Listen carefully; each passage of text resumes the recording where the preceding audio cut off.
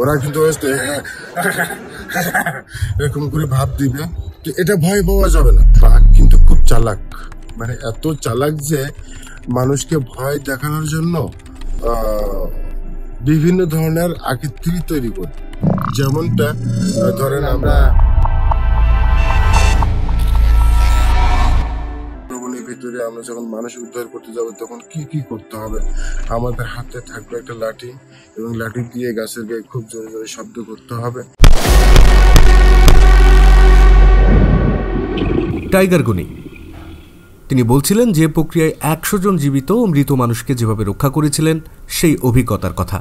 এবং চারি সাইডে লক্ষ্য রাখতে হবে এবং সেখানে গুড়ি মেরে যেতে হবে, সেখানেও আগে থেকে দেখে নিতে হবে যে আমি এই গুড়ি মেরে সামনে গেলাম ওপাশে কোনো বাঘ আছে কিনা, কারণ ওখানে তো শিওর বাঘ আছে, কারণ ওই মানুষকে নিয়ে গেছে যখন বাঘে অবশ্যই ওখানে বাঘ আছে। তো এই তারপরে যদি বাঘ সামনে পড়ে যায় কি করতে হবে, চোখের দিকে চোখে রেখে ও যদি ভেসকি দেয় আমাদেরকেও ভেসকি দিতে হবে, ও যদি গর্জন দেয় আমাদেরকেও গর্জন দিতে হবে। কিন্তু একটা কাজ করতে হবে এবং এটা মাথায় রাখতে হবে যে ও যদি গর্জন দেয় আর আমরা যদি সাথে সাথে খুব জোরে চিল্লান দেয় ও কিন্তু শুনতে পাবে না, কারণ ওর মুখ ছাড়া কান খুবই ক্লোজ এবং ওর শব্দটা বেশি, আর আমরা তো থাকবো ভীতু, আমাদের শব্দটা হবে কম। ওর শব্দ শেষ হতে হতে আমরা শব্দ করবো, তখন কিন্তু ও অনেকটা ভীতু হয়ে যাবে। প্রথমত আমি ওঠার পরে কি করি যে কোথায় বাঘেটা ধরছে, রক্ত এবং যে বাঘের পদচিত্র, মানুষটা কিভাবে টেনে নিয়ে গেছেন, এই জায়গাগুলো দেখতে দেখতে দেখতে দেখতে আমরা ঠিক যেখানে মানুষটা পাওয়া যাবে বা পাওয়া যাচ্ছে এই ভাব, গন্ধ আছে ওখানে অনেক কিছু, বা বাঘের প্রস্রাবের ঘ্রাণ আছে, এই সব মিলিয়ে যে আমরা করে আমরা সুন্দরবনের ভিতরে যে ওই মানুষকে উদ্ধার করি। এবং আমি বেশি বেশি লক্ষ্য রাখি যে বাঘটা হেঁটে গেছে, মানুষটা নিয়ে গেছে, আবার ব্যাক করছে কিনা, বা আবার ওই সাইডে যদি আবার এসে ব্যাক করে তাহলে বাঘটাকে কিন্তু খুবই মানে হিংস্র বলা যাবে, মানে শিকারী বলা যাবে, যে কিন্তু আমাদেরকে আবার অ্যাক্সিডেন্ট হতে পারে। তো এরকমটা যদি আমি পাই তাহলে কিন্তু আমি সবাইকে আবার সচেতন করি যে সবাই রেডি থেকে, কিন্তু বাঘ কিন্তু খুব সিরিয়াস, হ্যাঁ যারা সেগুলো করবো, মানে সাহসটা বাড়িয়ে দেওয়ার চেষ্টা করি। বাঘ কিন্তু খুব চালাক, মানে এত চালাক যে মানুষকে ভয় দেখানোর জন্য বিভিন্ন ধরনের আকৃতি তৈরি করবে।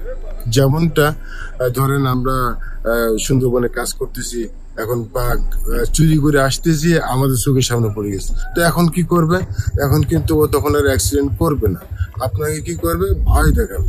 তো ভয় দেখাবে যখন, তখন কিন্তু ওই ভয় দেখানোর একটা ভঙ্গি আছে, সেটা হলো আমার তো গোপ নাই, মানে চোখের পুরু নাই, দাঁত নাই, আমি কিন্তু সেভাবে সুন্দর করে দেখাতে পারছি না, ওরা কিন্তু এরকম করে ভাব দিবে, তো এটা ভয় পাওয়া যাবে না, এটা একদম চোখে দেখছি লাঠি দিয়ে হ্যাঁ সামনে যাবার প্রস্তুতি নিতে হবে, কিন্তু গেলে হবে না, ঠিক আছে। আবার যখন আমি পিছিয়ে যাব তখনও কিন্তু পা দিয়ে আমি লক্ষ্য রাখবো, পা দিয়ে পা বুলিয়ে দেব, যে কোনো শ্বাসমূল গাছ লতা বা কোনো গর্তের ভিতরে যে পা দিয়ে যায় না, পিছন পাই না পড়ে যায়। এটা যদি পড়ে যায় তাহলে কিন্তু ওর কাছে খুব সহজ হয়ে যাবে, আমাদেরকে অ্যাক্সিডেন্ট করতে ও বাধ্য হয়ে যাবে। জঙ্গলে কিভাবে পথ চলতে হবে, কিভাবে দুর্ঘটনায় পড়লে সেখান থেকে নিজেকে রক্ষা করতে হবে সে বিষয়ে বলছিলেন তিনি। তো আমরা এটা বেশি বেশি লক্ষ্য রাখবো, 2 হাঁটুর মালা আমরা শক্ত রাখবো এবং আমরা খুব স্ট্রং থাকবো এবং চোখের দিক সিএম লাঠি দিয়ে জোরে জোরে শব্দ করার চেষ্টা করব, দেখবেন এক পর্যায়ে ও ভয়তে চলে যাবে। তাছাড়া তিনি বলছিলেন আমাদের সুন্দরবনের জীববৈচিত্র্য কিভাবে রক্ষা করা যায় এবং সে বিষয়ে তাদের পরবর্তী পদক্ষেপগুলি। আমাদের পরিকল্পনা আমরা এলাকাবাসী পুরো 7 কিলো রেঞ্জকে আমরা সচেতন করার জন্য চেষ্টা করব। যেমনটা হলো যে সাপ আসলে, সাপ কিন্তু মানুষকে কামড়াইলে দ্রুত ওঝার কাছে যায়, যে ওঝার কাছে না যেয়ে ডাক্তার কাছে যেতে হবে, এ বিষয়ে আমরা প্রশিক্ষণ দেব। এবং সাপটাকে মারবো না, তারা বলে বিষধর সাপ কেন মারবো না, আমরা তাদেরকে এই বিষয়ের পরে প্রশিক্ষণ দেবো। এবং বাঘ মারা যাবে না, বাঘ সুন্দরবনে ফিরিয়ে দিতে হবে, বিষ দিয়ে মাছ ধরে সুন্দরবনের ভিতরে, এই বিষয়ের পরে আমরা প্রশিক্ষণ দেব। এভাবে মোটামুটি আস্তে ধীরে আমরা এই যে সুন্দরবন উপকূলে বিভিন্ন জায়গাতে সুন্দরবনের ভিতরে দেখা যায় বা বেশি বেশি টুরিস্ট যারা বোটে সুন্দরবনের ভিতরে প্রবেশ করে, আমি দেখেছি যে তারা যে একটা ডাস্টবিন ইউজ করে না, যারা প্লাস্টিক গুলা পলিথিন গুলা তারা কিন্তু পানিতে ফেলে দেয়। তো এই যে পানিতে ফেলে দেওয়া, যে মাছে খাইবে মারা যাবে, বড় আমাদের ডলফিনেরও খাবে তারা মারা যাবে, কুমিরেরাও যদি খায় মারা যাবে, এবং হরিণেরাও খায়, যদি বন্য প্রাণী যে প্লাস্টিক গুলো যদি খায় তাহলে মারা যাবে।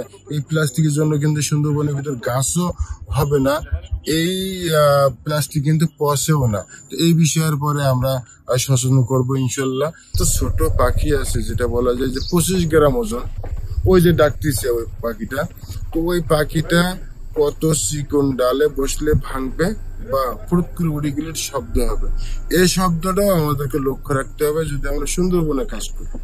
এইভাবে আমি মোটামুটি প্রায় 100-র মতো মানুষ আমরা উদ্ধার করেছি।